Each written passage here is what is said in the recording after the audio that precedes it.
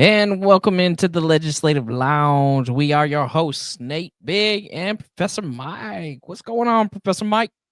Oh, just having a good day here in Arizona. I found out, some things about Mhm. my lovely governor we might get into.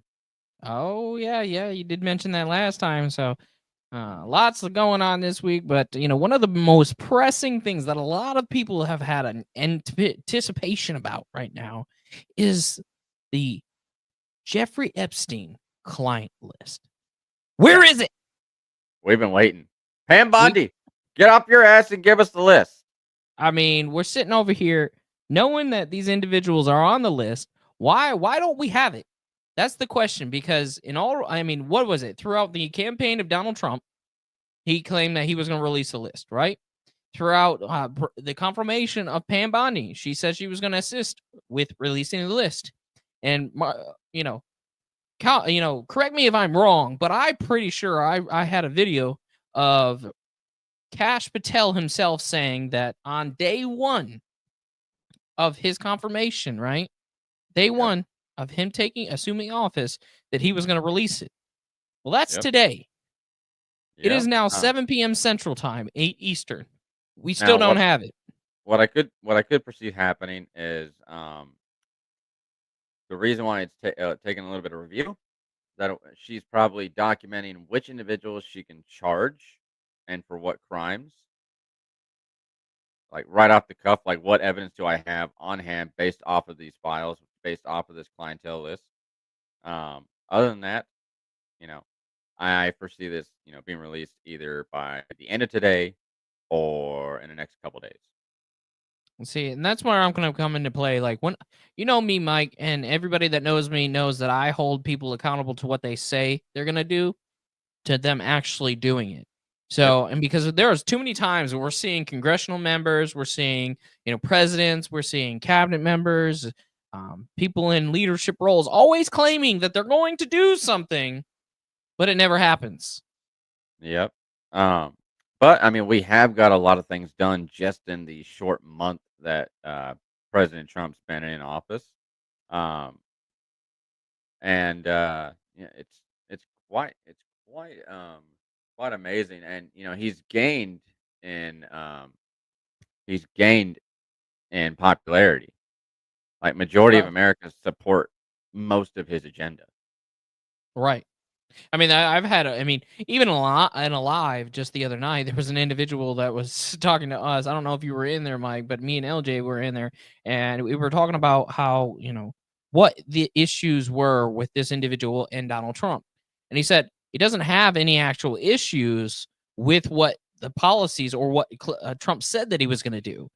And in that, he said, uh, I agree with everything, but I think he was just talking out of his ass. I think he was just blowing smoke. He couldn't actually do it. I was like, oh, okay. So you voted against Donald Trump, even though you said you agree with everything that he wants to accomplish, but you voted against him because you just think he was blowing smoke. But Kamala Harris wasn't. Yeah. I'm so very thankful that we do not have Kamala Harris as president.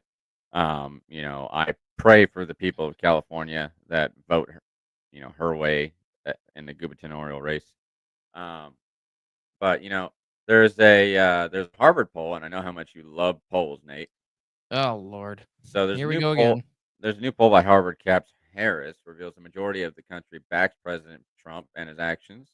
So 81% support deporting criminal illegal immigrants. 76% support a full-scale effort to find and eliminate fraud and waste in government. 76% support closing the border with additional security and policies. 69% support keeping men out of women's sports. 68% support government declaring there are only two genders. 65% support ending race-based hiring in the government. 63% support freezing and reevaluating all foreign aid expenditures and the department that handled them. 61% support reciprocal tariffs, which we'll talk about in a minute. Mm. 60% support direct U.S. negotiations with Russia to end the war in Ukraine. 59% support cutting government spending already approved by Congress.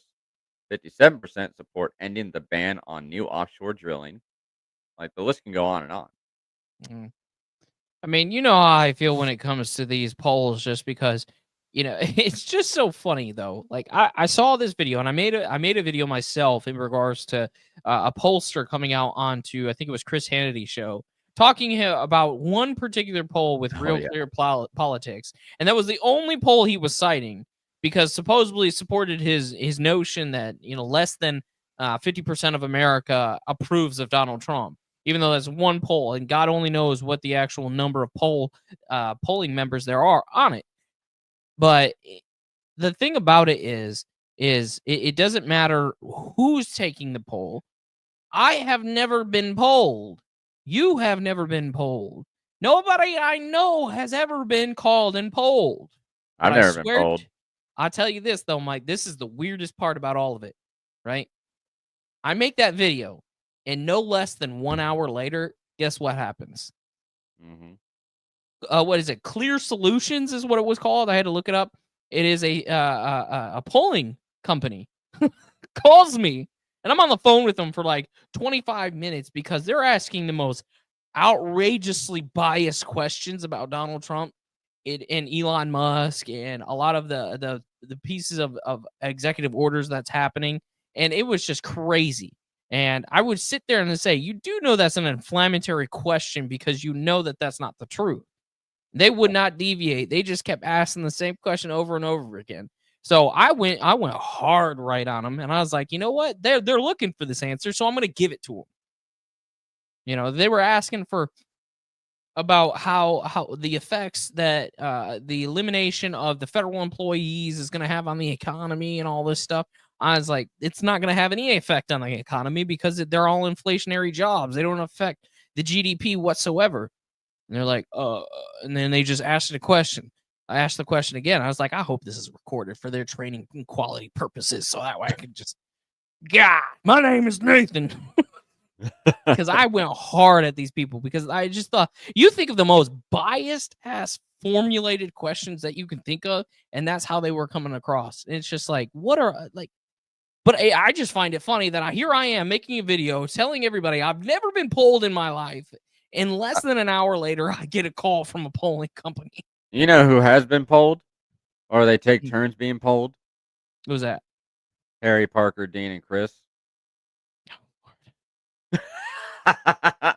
I couldn't Uh, resist after seeing yeah, that. After seeing their video on X of doing their little bromance thing, spinning a camera around in their little kumbaya circle. Oh my goodness! I don't ever see any of their information. And for those that are watching the YouTube and Rumble, or those that aren't on TikTok, those are some individuals on TikTok that are uber left, is how we'll put it. Everybody, And majority of people know Harry Sisson. He comes on the Piers Morgan show. He gets destroyed multiple times. For 30 minutes straight. Has a freezing fit, and it's hilarious to watch. But yeah, my Twitter feed or my X feed is all leftists. It's all liberals. It might drives a uh, normal person crazy, but I love it. I have, yeah, as I say, I have a political troll account on Twitter now. I've told people this just because I just like going at politicians at all, especially people. And a lot of people like Harry Citizens and stuff. I'll admit I do deviate or kind of gravitate over that way a little bit sometimes, but it's mostly to go out and tweet at a lot of the politicians, just calling them stupid and calling them out about their lies that they be spewing on here. And I see here that there's all the reason why I go at a lot of the congressional members like I do is because they're not doing their job. It's just the reality of it. They'd rather play these games of politics and show face and several different items, like helping illegals like AOC.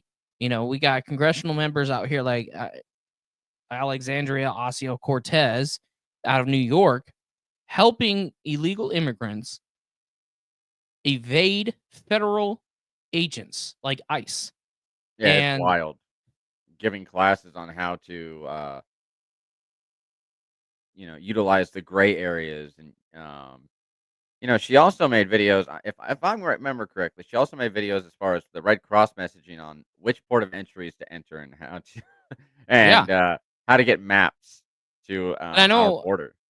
And I know Tom Homan, the border czar, has actually reached out to the DOJ asking them to investigate her for federal crime. Because just so that you are aware, when you cross over into the United States, it is a crime. I don't know if that's, and helping them evade, arrest or detainment of a federal agent is aiding and abetting a criminal. Like, I don't know, AOC, if you know that, but hopefully you see this and you'll cease and desist from your stupidity of, committing federal crimes as a sitting congressional member. But even further than that, talking about other congressional members that are absolutely outside their mind, another man that I have never liked and never will, in Dan Crenshaw out of Houston, Northeast Houston area of Texas, claiming to be a Republican, but he's out here literally threatening people, threatening lives. We've known him to be a rhino. I mean, check this out real quick. It's really hard to hear the audio, but just listen to this real quick, real close. Have you ever met Tucker? We've talked a lot. If I ever meet him, I'll probably kill him. He's the worst person. So, as somebody who has terrible hearing, I could hear him. The gentleman that asked him the question said, "Have you ever met Tucker?" Tucker Carlson, he means. And Dan Crenshaw said, "No, but if I ever do, I'll effing kill him. He is the worst person ever." Yeah, and he said something, we go back and forth on Twitter right before that, just to be more accurate. Said, no, we have our back and forth on Twitter, but if I ever meet him, I'll unalive him, because we're on Twitter too. So, or I'm on TikTok too, so TikTok, appropriate language. I'll unalive him. He's the worst person ever. I forgot. No, that's fine. I mean, this just goes back to our original episode of us having to censor our speech, even though we're supposed to have free speech on this app, right? Like, that's the reality that we're dealing with. Anyways, I digress. That's funny that you mentioned that, because I literally just told you the video I made a video today of me lifting, and it was the first time I've deadlifted heavy in a while, 365 pounds. I got 3 bulging discs, and somebody had commented. They said, "Dude, you're killing it," and I simply commented, "Not bad for 3 bulging discs," and the comment was flagged. I mean, this isn't a podcast about censorship, but I mean, here we are with even more censorship that's just absolutely ridiculous from an app that claims to have free speech and that Congress was trying to take away our free speech. Yeah, okay. But anyways, this is a congressional member, a congressman, saying that he would unalive or kill somebody because they had bad Twitter interaction. Like, this dude's. So, for those of you who don't know, Dan Crenshaw, he was a prior Navy SEAL, lost his eye in an operation with Chris Kyle. I want to say it's Chris Kyle. Could be. I don't know that deep. But anyway, he's a Navy SEAL that, and most of your Navy SEALs either go podcasts or they do something in politics, and based on his policies and what he supports, he's always been flippity floppy, back and forth. Big rhino, right? Hasn't really done much positively for the American people since he's been in Congress. Like, there was some things he was talking about in regards to how much money he's got in the stock market, and he was throwing a hissy fit because the Rays got shot down. It's not like he doesn't get a pension from, or I mean, not a pension, but like whatever you call it, from the VA. Yeah, for being a disabled veteran. Yeah, like, this man is not hurting. He's probably 100%. He's probably 100% disabled. Well, so yeah, he's got a missing eye. Well, we know he's well over probably makes anywhere from $2,500 to $3,500 a month just in VA benefits. And then his congressional record, I mean, his congressional pay rate at a bare minimum. I mean, he's been there a few years now, but almost just starting out, $200,000 a year. As I say, he's 174 to start out. So he's somewhere in there. I mean, me personally, I would like to make $175,000. I'm pretty sure a lot of people would. That's Yeah. above middle class. Yeah, yeah, that's quite a lot more than but yeah. So it's like these people, in my eyes, these people don't deserve a raise one whatsoever because obviously, look at all the fraud, waste, and abuse that we've uncovered through Doge. But yeah, Dan Crenshaw, threatening somebody's life on television in front of everybody, and another American at that, just because of some dispute on Twitter, makes no sense. That's absolutely crazy. I And mean, but he should be brought before an ethical review board. absolutely. I mean, the fact that we're still, I mean, I know living here in Houston area, and and I do work with the RNC Republican Party here in Texas. He will absolutely be primaried out. Like this will be like he won't even make it to the general election. He'll be primaried out easily. He's got a laundry list of individuals that are running against him. So, I mean, it is what it is. And Dan Crenshaw threatening anybody, honestly, as a congressional member is just wholly unacceptable. And that's supposed to be our side, right? So we're absolutely going to call it out and say, hey, you don't represent us. Especially me being here in the Houston area. I mean, thank God he's not actually in my particular district, but he's not too far from me. I personally would love to run against him. I don't have the means for it in regards to what it be, because politics, honestly, is all about money. It really is, sadly. Who gets their name out there more, who has, as long as you have the right team, you might have a chance. Hopefully one day I could run against somebody like a Dan Crenshaw so that way we can tighten up Congress. But John Fetterman won. I just see that's the thing. But the thing is John Fetterman has money. His parents are well known. Oh, are they? Yeah, absolutely. That's the only reason why he's never held a job in his entire life. John Fetterman has rode on the coattails of his parents' entire life having a successful business. I mean, So, yeah, it's a dangerous game. It's a big financial game, and typically, and the reason Democrats have done so well in the past is because they have the biggest financiers, i.e., George Soros, who mhm. poured oodles of cash. But you'll never hear that called out from the Democrat side. You'll never hear Democrat influencers call out George Soros as a billionaire and asking him to pay his fair share. But you and I were talking a little bit about tariffs, Well, and hang on. Before we get to that, though, Mike, I wanted to expand off of what you were just saying because a lot of people aren't understanding how these politicians get into office. Like you've got the John Fettermans, which we just described him, but you also uh got the AOC we recently talked about, right? yeah, This is this is a young individual girl, a girl from the Bronx or Queens, whatever borough she's from there in New York, one of the ghettos, but nobody knew who she was.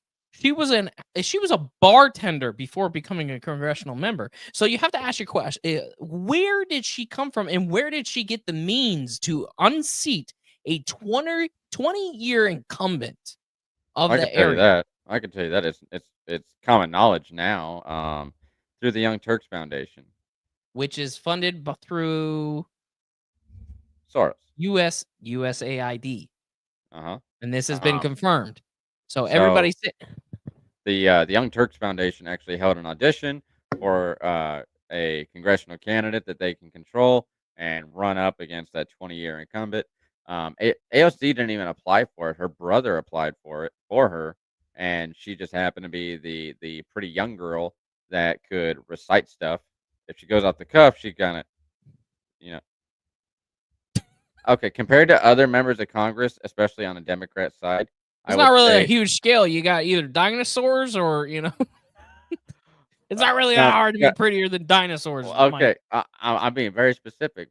On the Democrat side of Congress, compared to everybody else, AOC is probably the prettiest. Now, if you match them up against like the Republican side, we have Anna Paulina Luna.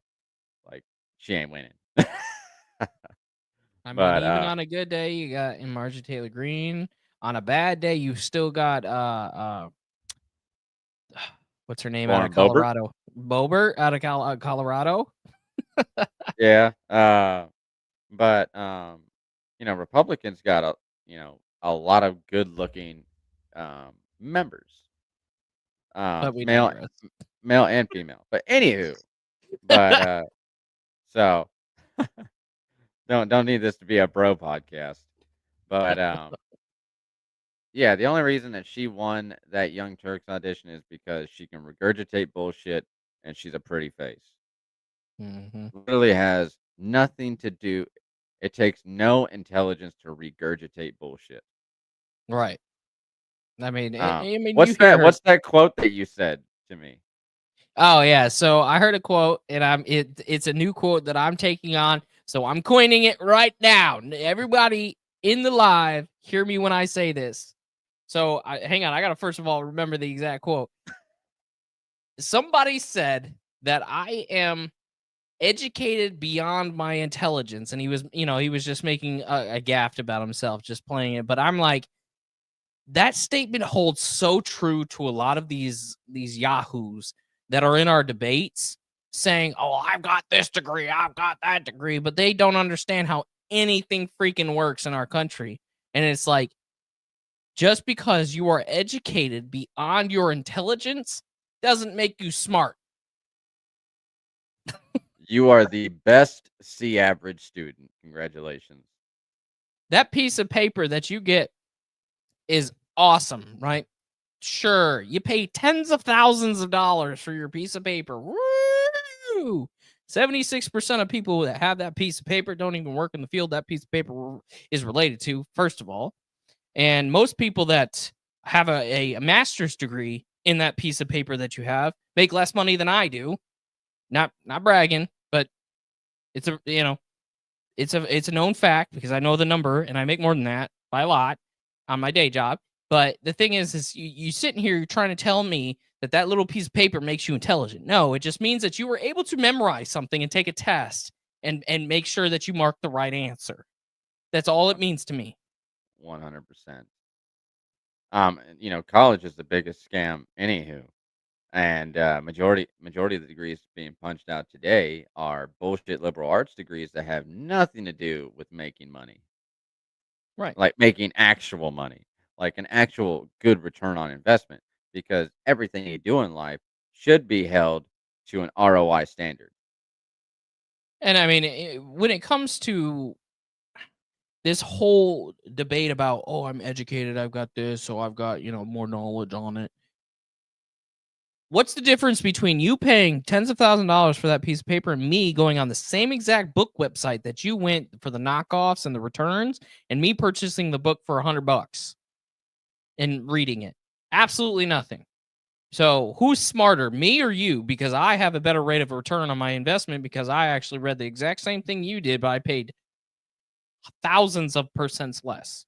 hmm And nowadays employers, it's they're not even valuing college education as much as they used to.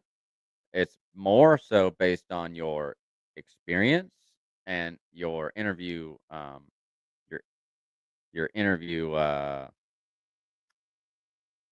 process. So how well you perform, interview performance. Right. So, And I know, like, even in the company that I work in, they talk about, oh, well, this person has a degree, this person doesn't, blah, blah, blah. But if you're a phenomenal worker and you're doing what they're doing and you have more experience in the end, you're gonna get the job if you're the better candidate. They don't mhm. give a crap about that piece of paper. Ultimately, they might Now, front like they do. The job qualifications in the job description for when they post for hiring might say you need something, but if my job says that I need a degree, I don't mhm. have one. It's that doesn't include like the STEM field, the science, technology, engineering, and math. So those are specific. Those are like the less than 5% of degrees that are being punched out that actually Mhm. require the educational foundation that you will then accrue experience over time Mhm. if you are fortunate enough to get hired in that super hyper competitive industry, because the STEM field is hyper competitive. Mhm. And but like I said, majority of the degrees being pushed out today are bullshit liberal arts degrees that, underwater basket weaving.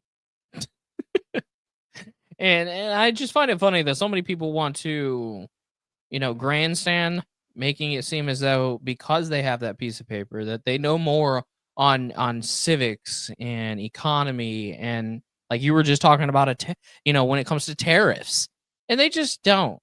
I mean, tell us what's going on with the tariffs, Mike. Well, I mean, how many people? I've been to college a little bit, but when it comes to actual lawyers or what they claim to be lawyers on TikTok and professors and people that have been educated that have their degrees, their little piece of papers that are hundreds of thousands of dollars. How many people have we made look remedial on live in front of hundreds of people? And you and I didn't go to college for those specific things. Right. But as far as tariffs, it's amazing what happens when you tariff a company. Where does Apple or is originated out of China? Yeah, No, they're originally out of California. they're originally out of California. Yeah, a lot of their production is in China, or Yeah, was. so there's a lot of that production coming this way. Mm. Yeah, to the There, total of so $500 billion being more invested back in yeah, 2019. Back in 2019, Donald Trump did the same exact thing. Apple invested at $1 trillion into America. Now he's doing it so again with tax incentives. They're investing uh-huh. another 500 billion. So Apple CEO Tim Cook announced today that the company will invest 500 billion in the United States over the next 4 years amid President Trump's tariff push. The historic venture will come following Cook's meeting with President Trump last week, will result in 20,000 new U.S. based jobs instead of sending them to places like China. And they're all coming to Texas. Another Um, reason to move to Texas if you're a tech guy. but a lot of people are upset about us tariffing all of our, allies, right? Mhm. Canada tariffs us on milk that we import to them 271%. Mm, They have a 271% tariff on milk we import. that's insane. Like 269% import tariff on eggs. But yet the tariffs don't work though, guys. Right? They don't work. But we got Canada over here bending the knee. We've got Mexico bending the knee, and now it's not only just Apple, like Mike was talking about. A total right now that's being discussed between Donald Trump and other large conglomerate companies like Apple. A total of $1.6 trillion is going to be invested into bringing more companies and more job production here in America as of right now, as it stands. Yeah, it blows my mind. People like want to blame all these things that are currently going on with the economy on Trump, but he's only been in office a month. Any Mm, economic policy is not going to happen. And we talked about this on the other podcast on Saturday. Any economic policy takes time, 6 months at the very least, to very feel least. any type of effect. You're not going to feel it in the first 30 days. What we are Right. feeling is the effects of the previous administration, Joe Biden. Well, more so Kamala Harris, more so Jill Biden, because neither Joe Biden nor Kamala Harris are qualified nor cognitively um, with it to run the presidency. I And mean, yeah. I mean, I say you got people out here pushing these narratives that oh, look at the Trump economy. It's the Trump economy with the eggs and the gas prices that are going up and all this stuff. It's like, no, it's not, because not a single number that they're going off of today shows that that is the case. And we have evidence of that. I mean, there is congressional members that have called out people like Chuck Schumer on the congressional floor, Senate floor, saying that all of the numbers that you're looking at right now, not a single one of them has to do with any action that the Trump administration is taking because they don't come out but quarterly. Mhm. So We're just over a month in. This is what, week 5? ma- barely. No, it's exactly week 5 today from when he was inaugurated. Yeah, barely. So, like, we're literally 5 weeks into administration, and you people think that that this stuff is just going to happen. Well, he said he was going to reduce prices on day 1. No, he was going to initiate different pieces of executive orders and trading, like what he's doing with the tariffs, that is going to help bring it down on day 1. That doesn't Yeah. mean that the prices in the grocery store and the gas station is going to come down, you numbskulls. You need to give it time for the water to flow down the hose before you can take a drink. I mean, tell me you don't know logistics or economic trickles without saying Oh Lord, it. don't say that. Don't say the trickle down economics or That's anything. why I stopped. That's why I stopped. You'll make everybody lose their mind. Oh, trickle down economics does not work. I mean, it does because I mean, it's not the fact that money comes down. It's the fact of policies, have to be implemented. Logistics have to be completed, and operational costs needs to be adjusted. Trade Yes. deals need to be completed. Yes. Tariff intake needs to be handled. This stuff is going to take a minimum 6 months. Now, I've told people in these debates when I'm talking about them, I give them until probably the end of summer to see some kind of change. Yep. Now, what that change is depends on how aggressive they get with these policies. But for gas, for instance, we should see anywhere from about like a 10-cent, the average about 10 cents go down, if not a little bit more. Yep. Gas, food prices, 20, 30, 40, maybe 50 cents down. But it's not going to happen. Like anything, and we keep telling people this. Look at the legislation in your hometown, in your home county, your city, and your state, right?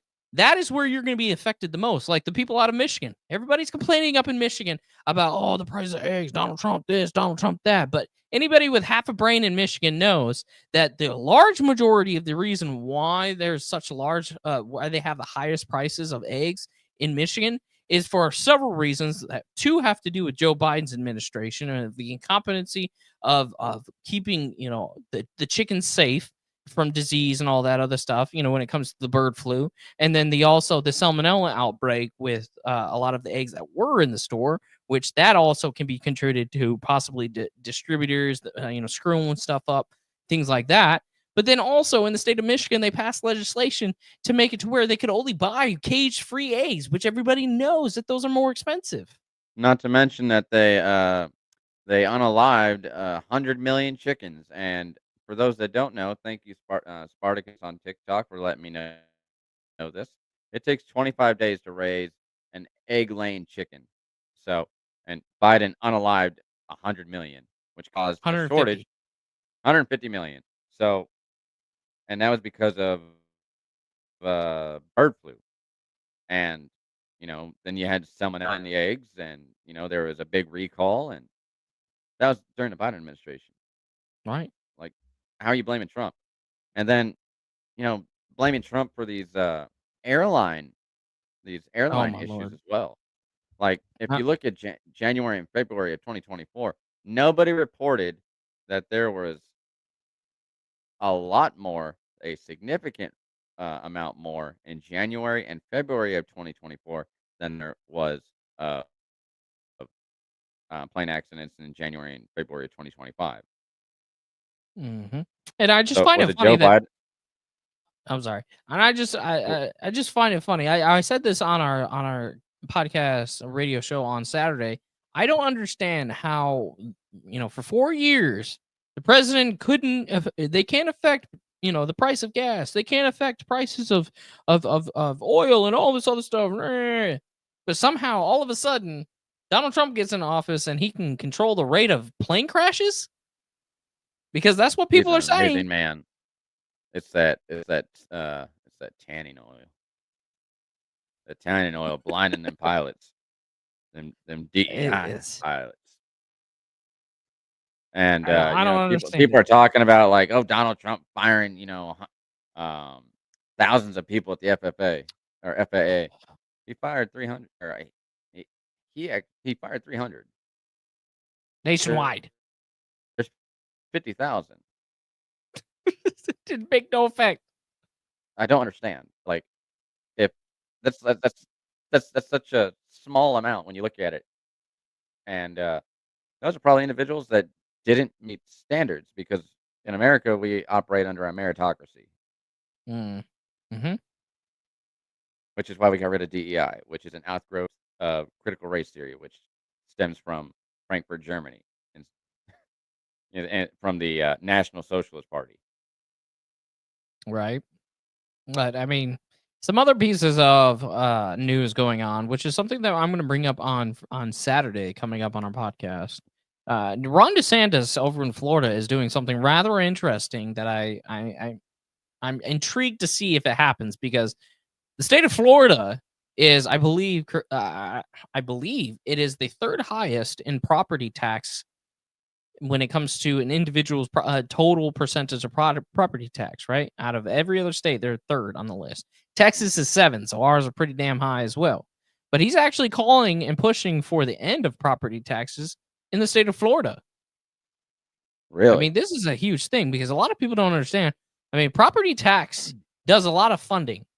It funds schools, roads, a lot of different things. That's where the state usually gets a lot of their, especially states that don't have an income tax, like the state of Texas. Yeah, I was about to ask that. They don't have an income tax, do they? I don't know if the state of Florida does, but I know for a fact Texas doesn't. I'm I'm pretty sure they don't have an income tax. If there's I mean, we get anybody in the chat that's from Florida, let us know. We know Texas doesn't have a state income tax. Does Florida have a state income tax? Do we have any Floridians in the chat? Florida does not have a state income tax. okay. So So yeah, a lot of their school funding, a lot of their roads, and I know they have tolls and things like that. But if you actually look at what the property tax is used for, there it's used for a lot of different areas. Now, it would be interesting to see it from multiple standards. Like obviously, how much that would save people in the state of Florida, seeing as I believe that. Correct me if I'm wrong, Floridians. I believe you guys are third on the highest property tax values. And that would be a massive, especially for people like in Fort Lauderdale and all these high ritzy areas. They're paying thousands and thousands of dollars for property tax. So it would be interesting to see how the people of Florida react to it.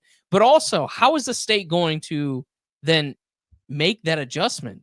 Because obviously they're dependent upon those high property tax to deal with a massive influx of people moving in. Because Florida is one of those destination states people want to move to. yeah, I mean, I've lived there. It's beautiful. It is 100% beautiful. Um, a little humid for my taste, but it's still beautiful. Yeah, I mean, and here in Texas, like I say, I know for a fact we're seventh because I've looked it up myself, and I'm getting ready to go through the details because property tax is one of the biggest issues that people here in the state of Texas have because they have. It's not just that they're high; it's the rapid increase over the last, I don't know, I'll say 5 to 10 years that they've just massively increased because we have an influx of people moving here, buying property at a much higher value because they have the liquid cash because they're selling their dilapidated homes over in California for $1 million for some Uh, stupid reason, and what does and that coming do? that inflates the housing market, which also inflates the value of property tax. So that's why I'm saying, but it's not even just that. They're not just coming here paying cash. They're coming here paying cash and adding $30,000 to $40,000 on average above asking price. Oh yeah. So it's like, what are you guys are literally it's not even artificially. You are literally directly affecting the rate of housing. And then people want to sit here and they want to complain about how high prices are. It's like, stop letting these people move here. Well, I mean, as much as we want to stop people from moving here, and here in Arizona, because we have the same problem. We have, those darn Californians. Even though I'm from California, those darn Californians that are selling their, well, nobody's selling their homes now. They all got burned down too soon. Um, Anywho, so but they're artificially inflating the housing market because they're basically knocking out the competition when it comes to bidding, and there's a lot of interesting things that coincide with that. Like the average cost of a single family home right now in the nation is 425,000, I believe. Mm-hmm. Like that is ridiculous. Do you know how much? Like And that's the thing about, the single family has to make well over six figures to get that. and that's just like, and that's not even like a super nice home. Like here in the state of Texas, I come from Michigan, right? So when I moved here to Texas and I saw how these houses were built, like, ooh, they're big and nice. It was like they're made of paper mache. Like you could literally, if it gets cold here, like I mean actually cold, like below 40, you can literally feel the air coming through the walls. And people are paying $400, $500, $600, $700,000 for these homes. Well, in Arizona, we got properly built houses, so you could always move, Nate. I need my gym buddy. Nah, I ain't moving out. Your house, man, you pay more in rent for your house than I do. I ain't going. The more it seems like the more you go west or towards New York, the more expensive it gets. I don't get it. That's true. You could just move in with me. How about y'all? We'll just make a compound here in Texas. The cost of living here is cheaper already, even with our inflated property tax. Um. So yeah, as far as the tariffs go, They're yeah, working. it's wild, but it's wild that that Canada imposes, several tariffs that are above 200%. And we're getting shit because or Donald Trump's getting shit and MAGA supporters are getting shit because he's imposing 25% tariffs. What was it like? I saw the statistic of the year over year that we're in a trade deficit with Canada and have been for some years now. They take I think advantage it of was us. like, what was it, like $500 million deficit or something like that? It was close to, it was like It, it, 500 or 50 million it's or ridiculous. 50 billion. I don't know, something like that. It was 50 something. But anyway, I think it was regardless, in the billions. yeah, I think it was $50 billion trade deficit is what it was. And the thing is we shouldn't be in a trade deficit with nobody. We are the largest consumer in the entire world. Without us, economies fall, stock markets crash. Everybody watches, regardless of what people say, they can sit there until they're blue in the face saying, "Oh, we don't care about Americans. They're just, narcissistic." Nah, you watched our elections, didn't you? Yeah, I don't even know who your president is. Shut up. Yep. And it's it's way past time that we give a swift kick in the ass to our little brother up to the north to remind them that without us, they'd have no security. The United Absolutely. Nations, without us, they wouldn't even have the United Nations because we created it. Now, They correct would me if have I'm wrong. I'm sorry, Mike. they'd have no security. We are literally I served in the military for 12 years. We are literally the world police. We are literally the world's security force. As much as I Right. hate it, Mm, it's the truth. absolutely. And the thing about it is, what is it? The total active members of the Canadian Army is, I believe, 97,000 members or troops, and they Yeah, have like another it's 30,000 reserve or something like that. The last time I looked, it like, comes bro, out to that's the it comes population of out. Flint, Michigan. I think the total number comes out to less than 150,000.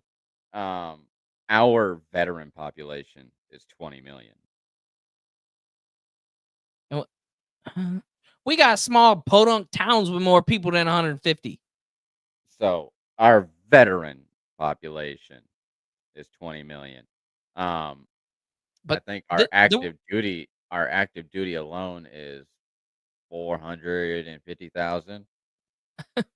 the reason why I bring that up, Mike, is because you're seeing it all over social media. It is crazy You got Canadians out here saying that they are willing to go to war against the United States, and some of them are even calling for it. And it's like, y'all do know that your entire population of Canada is about the population of California, right? But by all means, do it. Please. No, do it. I would love to have Canada as the 51st state. Bro, we would take them over in a weekend, in the words of older millennial. But it holds so much truth. Like, it's you guys don't 100%. stand a chance. Like, they don't. And I've trained with Canadians up in Alaska. I mean, They, we would literally bend you over. And that's me putting it nicely, because we're on TikTok as well. This, but anyways. it's wild to me that people think that Canada stands a chance, that the United Nations, because the United Nations has their own troops, could stand a chance, that any nation on the planet could stand a chance. China can't stand a chance. Russia can't stand a chance.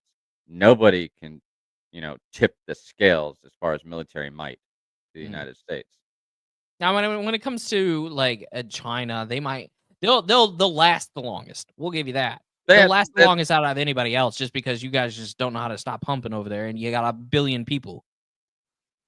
They have a large population, but it's fish in a barrel. That's what I'm saying. As I say, like, you go take one of our troops, they're probably, I don't know, 10 to 20, and it's over. It's like, you guys just don't have the training, you don't have the equipment, you don't have what we have. You ain't us. Just like, Kendrick Lamar. It is what it is, guys. But I mean, talking about being that world police, I don't know if you saw this, Mike, because this is a little interesting. You know how Trump's entire base was in regards to the whole Afghan pullout, and how he was in regards to that. But President Trump just came out yesterday saying he's calling for the Taliban to return the $7 billion worth of U.S. military equipment that they left behind because of the absolute debacle that was the Afghan withdrawal from Joe Biden.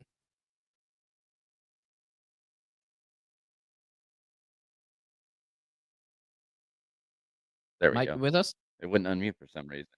Oh. Yep, I'm here. I'm sorry.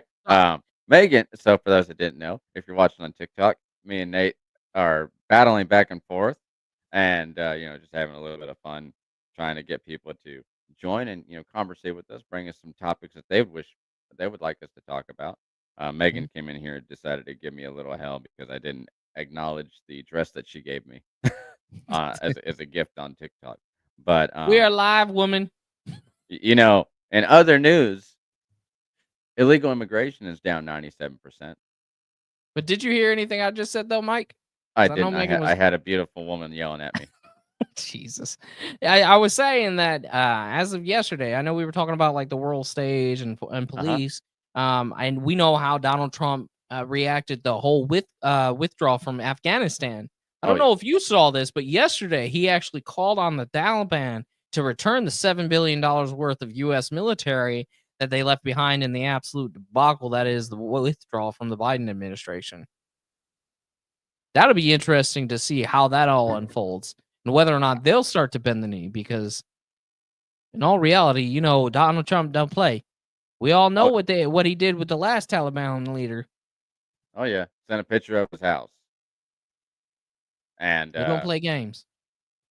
That just lets you know everything you need. What's funny is that lets you know everything you need to know about our intelligence agency. We knew where the leader of the Taliban's house was. And I'll be critical of Trump right here. We already knew where the leader of the Taliban's house was. Why isn't it gone? Exactly. I mean, we officially recognize him as I don't care to be critical of Trump. I will be critical of him. I've already said there's an executive order that I disagree with. I do think that in his first term, he did not perform as well as he could have. he did not really know what he was doing. He's going mostly off of ignorance and what established people have been doing. Mm-hmm. And that is one of the things that I'm talking about. Like, I know he's not trying to start no problems or nothing, right? Like, he's a president of peace. Honestly, he's peace through strength is his shtick, and honestly, that was held true. Even though that wasn't his shtick last time, it is what he did, and he showed might. But at the same time, he's like, look, I ain't gonna be pushed around, but this is what we want. We want peace. But if you want to push, we gonna push back. I have a person in the comment section right here.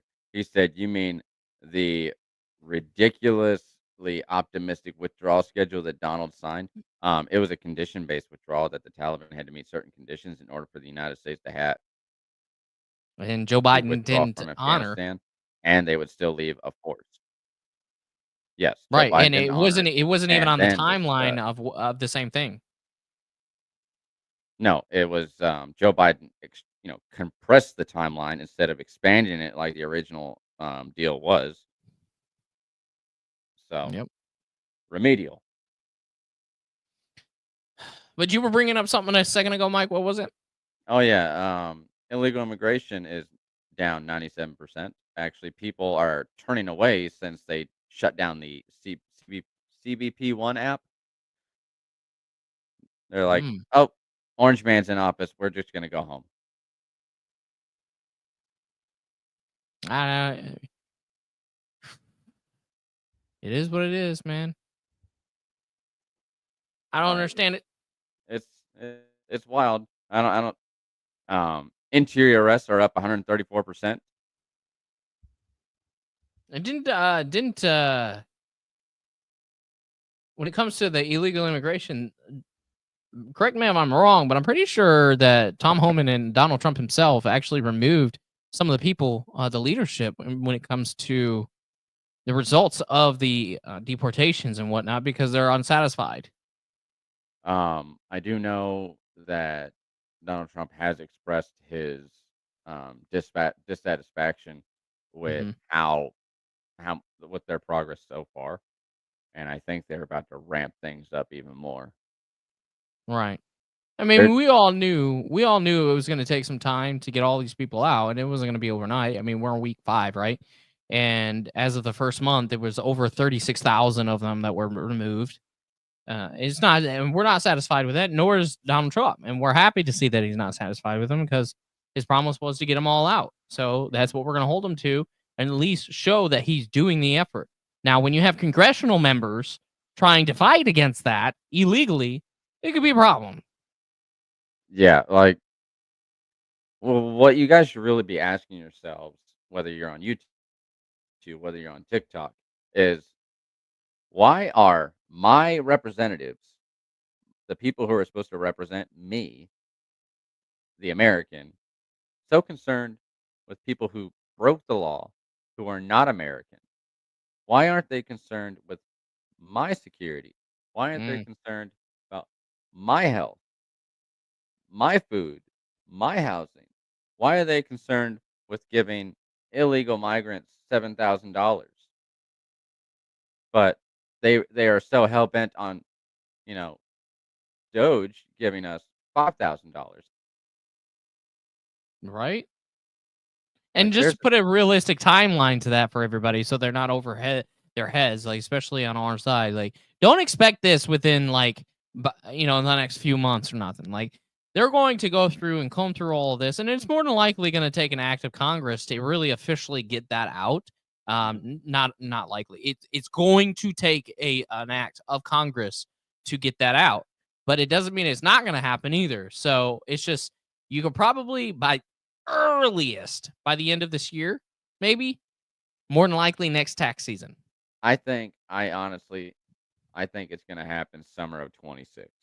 As I say, it's more than likely next tax season into next summer. I definitely agree with that for sure. Because I mean, Um, it's going to take time to get like they haven't even really like gone through half of what they plan to with the agencies and Fort Knox and the IRS and all this other stuff. Right? They're currently being hindered right now again back to the whole legal battles around Donald Trump and Doge and these ridiculous federal judges out here saying, you don't have the right to do this, even though they do, because they're all federal agencies, right? That federal agencies fall under the purview of the executive branch. And we've got the GOA, which is absolutely useless. Yep. And if you're wondering what part of the Constitution gives Donald Trump the authority to create agencies, it's Article 2, Section 1. So, Yeah. Now, don't be remedial. Go read the Constitution. I'm not going to read it for you. and I did a video on this as well, because a lot of people are like, "Oh, he can't do it. It takes an act of Congress to either make or dismantle." No, it's like, no, that's not true. Out of the 24 official agencies, now there's sub agencies inside of them, but there's 24 official agencies. 6 of them were created by executive order, and we could absolutely go through them. I've got a list of them here for you guys. Let me go ahead and pull it up for you, and we'll go right through it. What's the So, most popular one? yeah, the most popular one, as we know, I was going to save that to the end, but since you brought it up, the USAID, or the United States Administration of International Development. It was created by John F. Kennedy in 1961 by Executive Order 10973. The Department of Energy was created by President Carter in 1977 by Executive Order 12009. The Department of Veteran Affairs was created by President Hoover in 1930, established by Executive Order 5398. The Environmental Protection Agency was created by President Nixon in 1970 by EPA 1110-.2. The Office of Personnel Management was created by President Carter in 1978 as well, a year after the Department of Energy, by Executive Order 12107. And one of the more interesting ones was the Department of Health and Human Services was created by Executive Order, which was actually established originally as a cabinet-level department by President Eisenhower in 1953, which at the time it was called the Department of Health, Education, and Welfare, which soon later on was divvied out, and I believe the 70s, when they created the Department of Education Act, and then from there they renamed it to the Health and Human Services, which also deals with welfare. 1979, and thus became the dumbing down of America. So don't sit out here and tell us that the president doesn't have these authorities, because any agency under the executive branch, which is all of them, falls in the purview of the president. Why? Because he is the leader of the executive branch. Dun, dun, dun. Uh-oh. Now, before we wrap things up, I want to make everybody really, really, really, really, really, really mad. So, abortion is going to be banned in the United States, and I am so happy about it. Just to let you all know. Abortion is going to be banned across the nation. It's going to be amazing. I don't know where you're getting that from. HR 722. And what HR 722 does is it creates a protection under the provisions of the 14th Amendment for life inside the womb.